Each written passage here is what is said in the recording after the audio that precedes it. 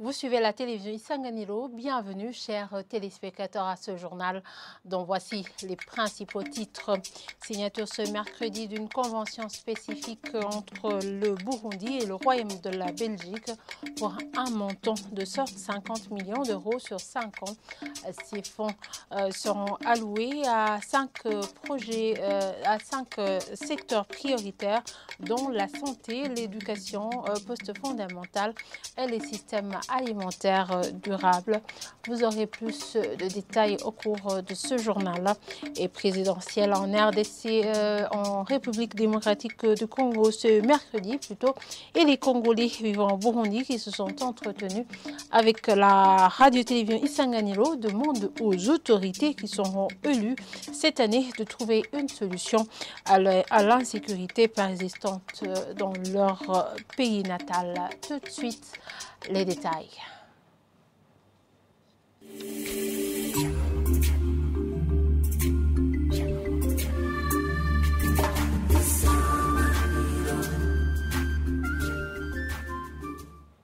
Je vous le disais en titre, signature ce mercredi d'une convention spécifique entre le Burundi et le Royaume de la Belgique pour un montant de 150 millions d'euros sur 5 ans. Ces secteurs plutôt 5 secteurs prioritaires dont la santé, l'éducation post-fondamentale et les systèmes alimentaires durables ont été identifiés et la convention concerne les provinces de Cibitoke ainsi que Kirundo. L'ambassadeur de la Belgique a indiqué à la presse que cela témoigne de la volonté de la Belgique de rester engagée auprès du Burundi. Suivez-le. C'est la première fois en 13 ans que le Burundi et la Belgique signent ensemble un programme de coopération bilatérale. J'insiste sur cette collaboration car c'est une fierté pour nous, car comme on le dit si bien le dicton en Kirundi, Umutwe umwe tiwigara inama, pour le dire que le travail de groupe est plus efficace. Ensemble, main dans la main, nos deux pays ont co-créé, co-construit un programme ambitieux. La signature de cette convention spécifique aujourd'hui marque un nouveau chapitre dans les relations diplomatiques entre nos deux pays. Nous sommes optimistes quant à l'impact positif qu'il aura sur nos objectifs communs. La coopération belge au Burundi dans les 5 prochaines années, c'est donc 2024-2028, c'est 150 millions d'euros, dont la moitié en aide bilatérale. C'est important parce que ça permet de canaliser une grande partie par le gouvernement burundais et donc selon les priorités du gouvernement burundais. Ce programme viendra en appui aux autorités dans la mise en œuvre des stratégies en matière de santé, d'éducation post-fondamentale, de formation et d'insertion professionnelle dans une économie plus verte et circulaire et de systèmes agroalimentaires durables, tout en contribuant à la bonne gouvernance et visant une bonne participation citoyenne. Le programme que nous signons aujourd'hui est divisé en 4 piliers.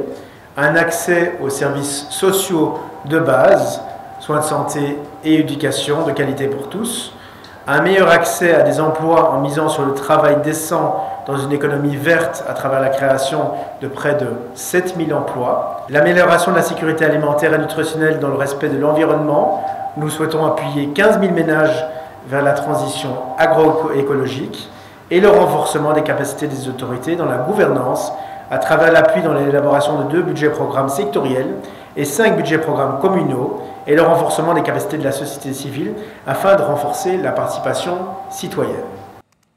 Page société pour continuer avec ce journal. La cellule 1 du quartier Nyabagere en zone Gihosha de la commune urbaine de Nahangwa ne disposait pas d'électricité depuis samedi, selon les habitants de la place. Ces derniers indiquent que des pertes ont été énormes dans les bars et restaurants ainsi que d'autres métiers nécessitant le courant électrique. Le point avec Évariste Dikowanyana. Toutes les activités génératrices de revenus sont au point mort depuis samedi de la semaine dernière dans la cellule 1 du quartier Nyabagere, indiquent les résidents ainsi que ceux qui exercent différentes activités. Ici, on fait le cafétéria, mais le courant électrique n'est plus depuis samedi. Tous les travaux ont été paralysés. Cette coupure électrique est depuis samedi. Depuis ce jour jusqu'au mercredi, nous n'avons pas cette énergie. Les propriétaires des petits restaurants et des bits de boissons disent enregistrer des pertes énormes et ne gagnent rien alors que leurs familles vivent au quotidien. Les pertes sont énormes. Si on n'est pas en train de travailler, on n'est pas capable de payer les loyers à la fin du mois. Pas de soudure, le lait a été déversé, la viande a été avariée, les téléphones ne fonctionnent pas, faute d'être chargés, nous ne savons pas comment vivre. Nous avons des familles à nourrir, mais nous ne gagnons rien. Nous sommes vraiment en difficulté. Vous savez que si quelqu'un n'est pas en train de travailler, les pertes sont énormes. Les habitants de la cellule 1 du quartier Nyabagere disent que cette coupure électrique est due à un réseau alimentant cette localité qui est en panne et demandent à la Régie des eaux de venir le réparer pour que la vie puisse reprendre. Aux dernières nouvelles, la Régie des eaux a fourni l'électricité à ce quartier ce soir, le soir de ce mercredi. Les habitants de cette localité saluent cela et demandent néanmoins que cela puisse durer car ils sont souvent confrontés à des coupures de courant intempestives. Et continuons ce journal par la page Société, encore une fois. Des habitants des collines Lukana de Erusenyi ainsi que Luchacha de la commune Rugombo apprécient positivement l'alimentation en eau potable dont ils ont bénéficié de la part de la régie communale.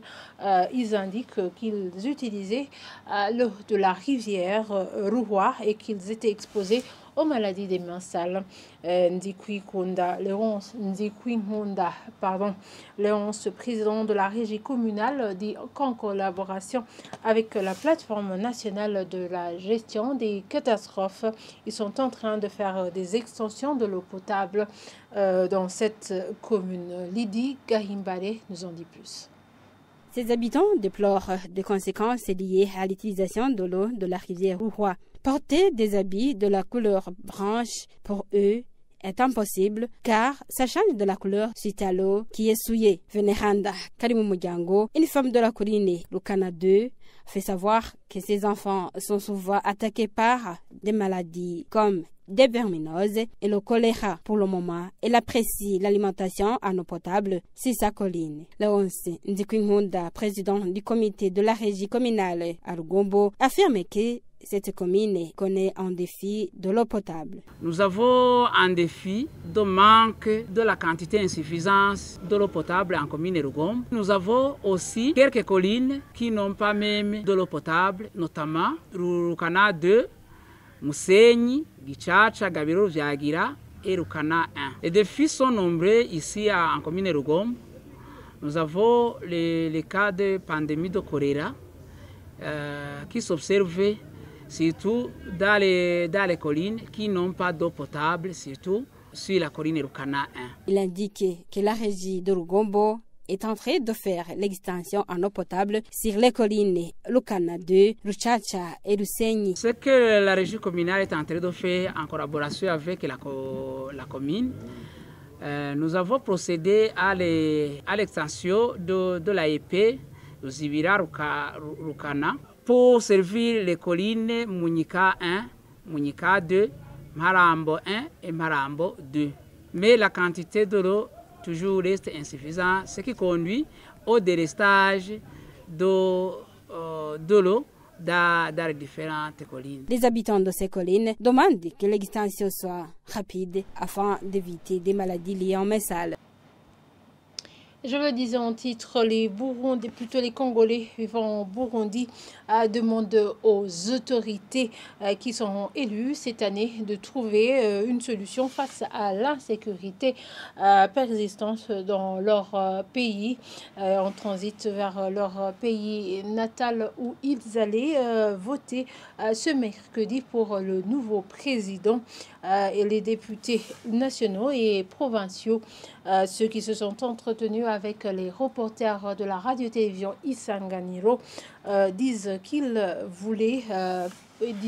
voulaient participer au vote pour honorer leurs droits civiques. Suivez-les.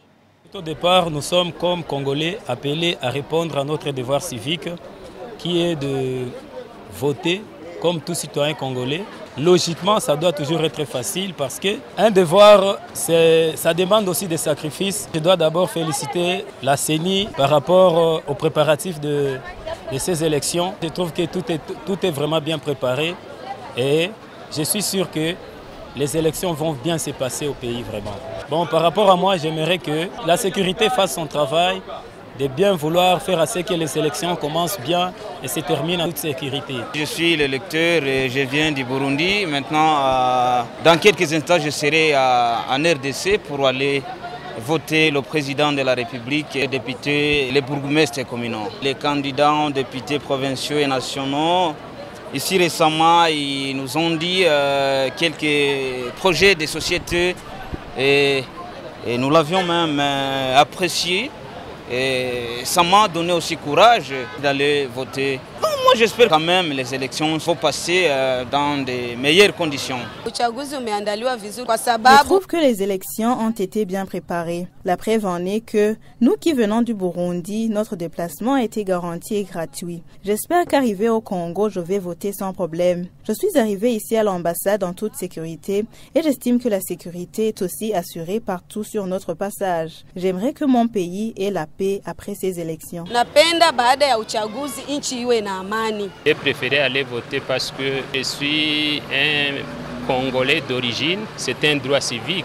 J'espère que d'après les informations que nous avons écoutées à la radio, les élections vont se passer très bien, en bonne et due forme. Le changement, nous voulons que celui qui sera choisi, il faut qu'il fasse quelque chose de bon. Par exemple, construire les routes, donner une vie aisée aux habitants, assurer aussi la sécurité de la population. Signalons que ces Congolais n'ont pas été autorisés à voter car la frontière est restée fermée.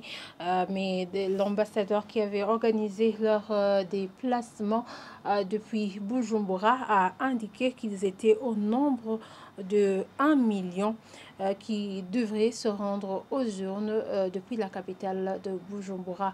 Et voilà, c'est ici que nous clôturons ce journal. Merci de nous avoir suivis et très bonne suite de programme sur la télévision Isanganiro.